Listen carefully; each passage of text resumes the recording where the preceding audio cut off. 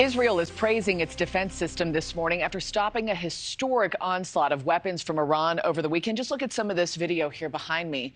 Remarkable to watch that attack ratcheting up an increasingly tense situation across the Middle East. Iran launching more than 300 suicide drones and missiles toward Israel on Saturday night.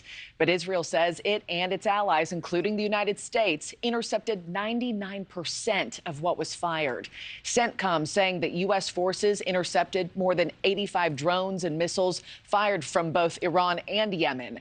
World leaders now calling for restraint as Israel weighs its options in its response to Iran's first ever direct attack on the Jewish state.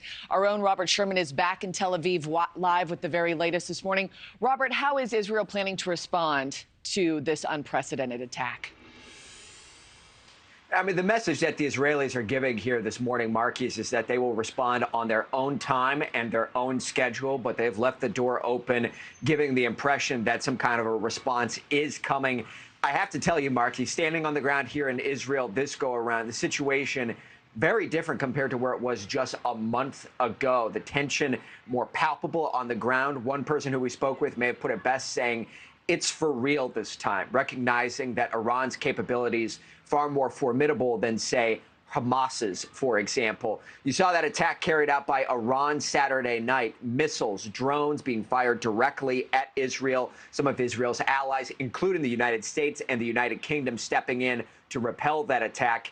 In total, the IDF estimates about 99% of what was thrown at them was intercepted. That being said, there is a 7-year-old girl in the hospital today who is in serious condition. That is the only known casualty from that direct attack. An emergency session of the UN Security Council called, in which UN Secretary General Antonio Guterres described the Middle East as being on the brink, with the U.S. warning Iran to back down.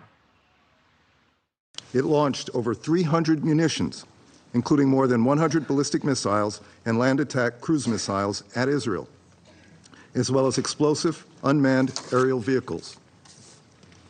Iran's reckless actions not only posed a threat to populations in Israel, but also to other UN member states in the region, including Jordan and Iraq. The Security Council has an obligation to not let Iran's actions go unanswered. You hear that entire UN Security Council meeting, a lot of world leaders weighing in, expressing concern about the situation here in the Middle East. Some of Israel's allies, including the United Kingdom, coming out and urging Israel to not respond to that attack against Iran. Again, the Israelis have given the indication that they do intend to hit back at a time that best suits them. A lot of people around the globe, world leaders included, watching the situation here in the Middle East very intently this morning. Thanks for watching, everybody. Go to joinnn.com to find NewsNation on your television provider. Also, don't forget to click that red subscribe button below to get more of NewsNation's fact-driven, unbiased coverage.